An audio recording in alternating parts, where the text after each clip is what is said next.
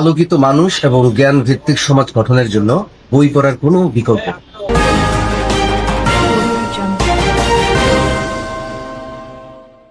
আসসালামু আলাইকুম। বীর চট্টলা টিভি থেকে আমন্ত্রণ জানাচ্ছি। আমি তানিশা সুলতানা আফিফা।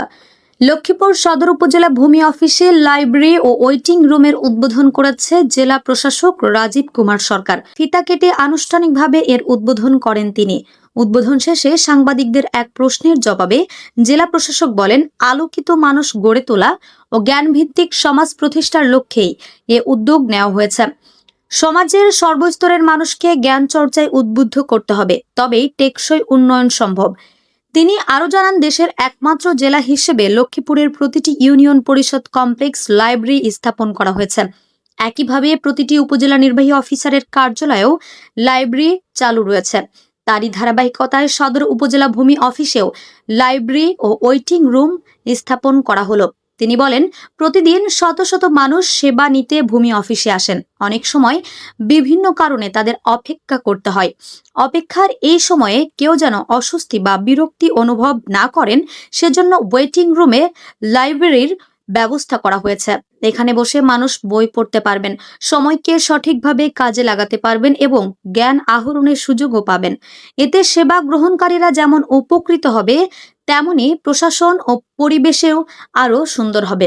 জেলা প্রশাসক রাজীব কুমার সরকার বিশ্বাস করেন, এ ধরনের উদ্যোগ জনগণের সঙ্গে প্রশাসনের সম্পর্ককে আরও মজবুত করবে। পাশাপাশি জ্ঞান চর্চার সুযোগ তৈরি হওয়ায় ভবিষ্যৎ প্রজন্মও উপকৃত হবে। এ সময় অনুষ্ঠানে উপস্থিত ছিলেন সদর উপজেলা নির্বাহী কর্মকর্তা জামশেদ আলম রানা, নির্বাহী প্রকৌশলী জুলফিকার হোসেন সহ জেলা ও উপজেলা পর্যায়ের সরকারি কর্মকর্তারা।